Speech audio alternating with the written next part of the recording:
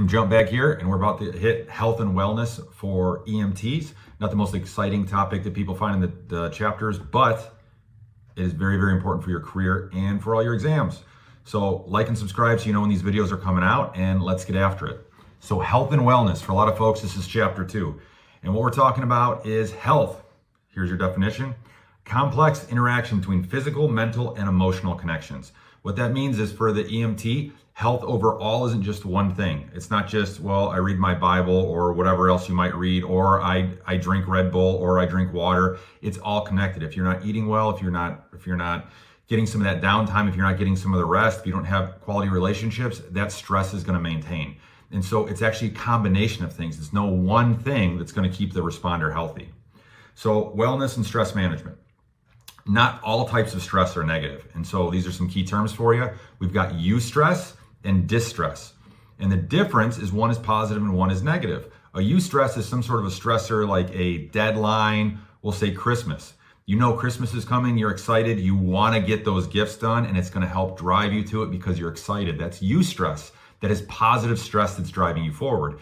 Distress is those things that's not driving you forward, but it's a weight hanging on you. So distress is going to cause those negative emotions, while eustress is a good stress. It is a driver that pushes you forward. And so those are two major types of stress that you're going to need to know for these exams and to pay attention to, because not every thought you have is going to be a toxic thought or a distressful thought. It can actually be used for good if we're paying attention to it. All right, so wellness is going to be the active pursuit of a state of good health. So somebody that is pursuing wellness is trying to adjust those bits and pieces, those little things to make you overall healthier. Maybe it's eating just a little bit better or drinking just a little bit more water or trying to get to bed on time, but you're pursuing becoming healthy or healthier, and this is going to be considered wellness. Now, resilience is the capacity of an individual to cope with and recover from stress, and we can all use more resilience. And so when you think of runners, for example, they might get out there and they might just get out there and do it, right? They're running hard and they come back and they're red-faced and it's almost like they got to lay down on the ground. 5 minutes later, they're recovered and they're ready to go do whatever it is they're going to do with the rest of their day. Not because they didn't just kill it out on the road, but because their resilience is up. Their ability to recover is better. And now with this resilience, it's going to take some work to develop, because there's emotional resilience, there's spiritual resilience, there's physical resilience. And so all these things can be built up so that you can recover better. It's not just the event that you got to get through. It's not just the endurance to get to the other side of the call. It's also how well you're going to recover and be ready for the next one. How well are you going to recover and get home to be with your family? So this is resilience, capacity of an individual to cope with and recover from distress. And what is distress? You guys are sharp, man. That's right. That's those negative stressors that pull us down. So resilience is going to help us with that. So in the chapter, when you're going through and you're studying, or if you're just taking notes right now, there's some things you can do to increase your resilience. And I'm just going to read it straight off the slide. It's eat a healthy and well-balanced diet. If you've got good calories, if you've got food that gives you energy, it's going to help you recover. If you're just on a sugar high and cranky all the time as soon as you fall off, well, you're not going to recover well, right? So a well-balanced diet, getting in those good calories. Not all calories are created equal. Ensuring you get a minimum 7 to 9 hours of sleep. Recovery matters. Rest and recovery matters because it allows your brain to get rid of some of those negative cocktails that have come up throughout the day as you've dealt with this different types of distress. You're going to break it down while you're sleeping. So rest is very, very important. Also, strengthen positive relationships. We all know those people where if you look at their YouTube or you look at their Instagram, TikTok, whatever, it is all firefighting. It is all EMS. All their friends work on ambulances or work in fire trucks. That's all they do, right? That's all they study. That's all they look at. They're just ate up, right? How are you going to decompress from that? You're not, because your whole life revolves around it. Maybe you like to read a book or drink coffee or play basketball. Get some of that going. Maybe find a friend that likes to play ping pong or pickleball, and you get some of that going so you get some input outside of that same circle, that same thing. Nobody likes to eat the same thing. Well, some people like to eat the same thing every day, but not many. Most people like at least a little variety, right? So this is also going to be in your relationships. This is going to increase your resilience because you're not getting constantly pecked from the EMS window, right? You got some other positive things coming in, bringing you what kind of distress or what kind of stress? That's right, Eustress, positive stress. All right, so stress management. This is going to refer to tactics that have been shown to alleviate or eliminate stress reactions. And there's a few different types of strategies you can do for this. And so the book is going to give us some. And then also, my wife always says it, know yourself. Find out what works for you, what makes you tick. She's a runner. She's got to get out and exercise. And so when she gets out and exercise, that helps manage all her other stress. Her day is better if she gets that exercise in. Me, I like to sit and drink a coffee. That makes a huge difference for me, right? Running helps me, but so does that coffee, right? So in order to cope with some of the stress, some of the strategy we can use, we can minimize or eliminate stressors as much as possible. If there's that one thing you just can't stand, maybe you farm it out. Maybe you get somebody else to do it, or maybe you cut it out from your life. If it's that chronic negative relationship, maybe you talk to them less. Maybe you just quit following them on their Facebook page. Get rid of that stressor. Change partners if you're on an ambulance to avoid negativity or like hostile personalities. Sometimes people just don't click. Why force it unless you have to? As emergency responders, we are supposed to be the professionals. So we're supposed to be able to foster those relationships. We're supposed to show up to difficult circumstances. But why do you need a difficult circumstance when you get back in the ambulance, right? So sometimes those relationship dynamics just aren't right. So don't be afraid to try to find a different partner, even maybe a different shift. Don't work all nights, maybe work some days, but find a rhythm that works for you. And once you start getting stagnant, once you start getting to the point where you're fed up and you got that compassion fatigue, which we'll talk about later, when you get that burnout, which we'll talk about later, mix something up. A new partner, a new schedule, maybe even a different ambulance company, depending if you're career-based or you're just starting out, right? Change these things up. These are strategies to help you maintain. Also, change your attitude about the stressor. You can look at conflict as making my life harder, or you can say, hey, I'm in this conflict because this person really cares about me and they're trying to make me better. You can look at that in relationships in marriage and with your best friends, whatever.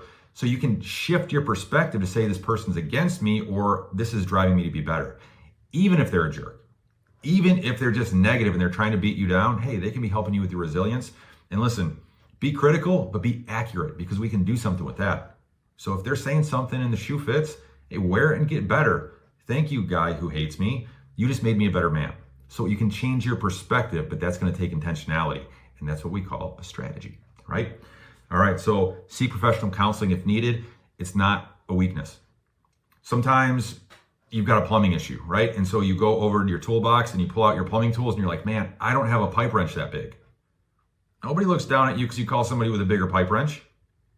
There's a tool in their tool bag that you need. Sometimes you don't have the tool. And so counseling, finding that good, healthy counselor can just be as simple as providing that tool that you need. Sometimes they've got something that you don't have and they can assist you with it. Do not be afraid to go after counseling because it makes a difference in your life and it's going to improve your resilience, it's going to improve your skills, and it's also going to help you get rid of some of that or dismantle some of that distress, that negative stressors that we tend to carry.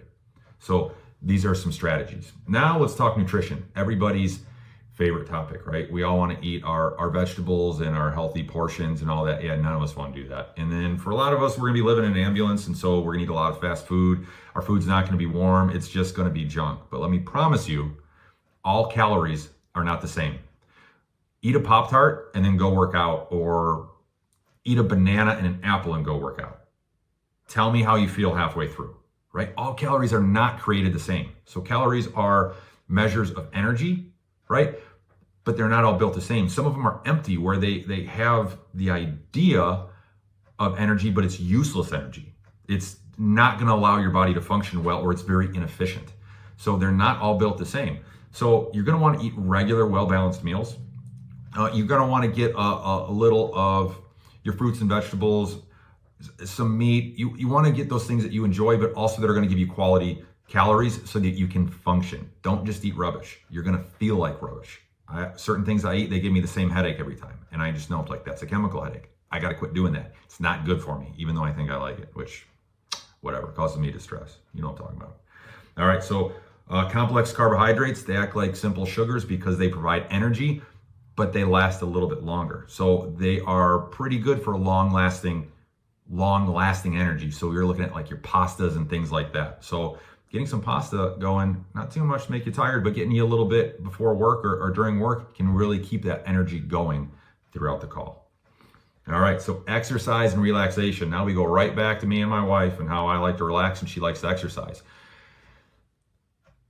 Exercise is so important because we're supposed to have a range.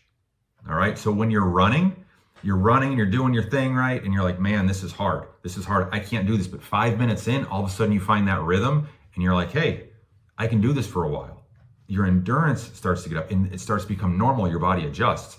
Well, your body shouldn't adjust to you sleeping like it does for running. There is a range of normal of both recovery and work, and you're supposed to have a range.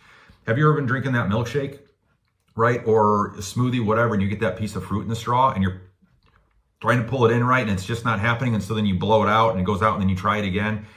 It's that change of pressure, right? That change of pressure that is clearing those pipes. This is the same thing in our body. As our body spikes and increases in work and our blood pressure changes and our heart races differently, we are clearing things out. We are getting rid of some stuff that shouldn't be there. We're creating some new source of energy. We're creating new sources of resilience.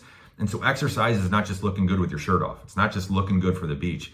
It's also making you capable, right? So sometimes, actually all the time, that range of high and low, that healthy range of high and low when you're working is gonna just overall be good for you, and it's gonna increase your resilience and your ability to function. So get out there and work, okay? Just get out, even it can be little things, but just moving your body and spiking that metabolism, spiking your heart rate and all that. Get it moving because it's made to function. You were built to function, all right? Just because you're in an ambulance doesn't mean you don't get away with it. At some point you're gonna have to pick somebody up, right? It's just one of those things. All right, so sleep. We talked about this a little bit and how we can break down that distress and create those healthy chemicals and just recover, right? Let your body process those things out. Very, very important. And so they've done some sleep studies saying 7 to 9 hours is what they recommend. 7 to 9 hours. It's tough to get. Half of emergency responders only get 6. And there's actually some long-term consequences from lack of sleep. And I'm gonna read them to you because this was surprising to me. This is just from lack of sleep, okay? We could have hypertension, so high blood pressure, sleep apnea or difficulty sleeping. So we're not rested and now we sleep like junk. That's a bad little combo, right? Respiratory issues. So now we're gonna have a harder time breathing just from lack of sleep. Diabetes, depression, and then a series of other medical issues. We can only fight in so many different directions, right? So if I've got 100 people coming at me from 100 different angles, I've only got so much defense. But if I've got something coming at me at one angle, all of a sudden I've got more defense to go in that particular thing. And so sleep helps us manage some of this other stuff so we have more resources to do more defense and more offense. So sleep, that recovery, allows us to respond to more things more efficiently. The less rested, the less recovered we are, the less resilience, and the less we've got in the tank, the less tools we have in the toolbox to do good and fight off those things that are coming after us. So get that sleep. So let's see. So disease prevention and health promotion, continuing with our health and wellness. A disease prevention is going to focus on medical care and prevention to avoid or reduce the effect of a disease on an individual. What this means is trying to be strategic in either avoiding the disease process altogether or increasing your ability to combat it. So we talked about some diet, exercise, rest. These things are going to hold those germs off. You've seen those pills, the Alka-Seltzers, and the little drops you put in water, the vitamin C or the high C, whatever it is, when you're getting sick, so you can spike your vitamin C, your zinc, all that. You're trying to front load. You're trying to prep your body so it's got the resources to fight. This is going to be some disease prevention and some medical care focus. This is trying to get ahead of it, or when you're getting behind the curve because you're sick, you take some of that so you can boost your immune system. This is going to be kind of prevention and maintenance. Now, health promotion is going to be focused on personal practices and social habits to improve one's health. This is where our diet, exercise, and rest comes in.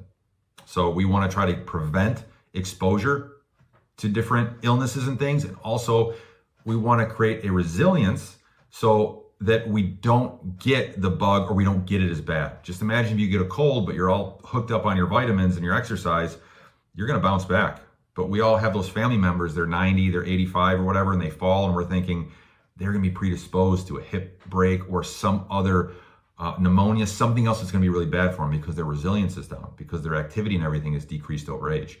So we wanna keep that up so our resilience is up and we can prevent a lot of those ailments. All right, well, we're gonna take a break here. It can be a little bit of a longer chapter. We're gonna run down a second half. So like and subscribe for that one to come out, and we'll continue on with health and wellness.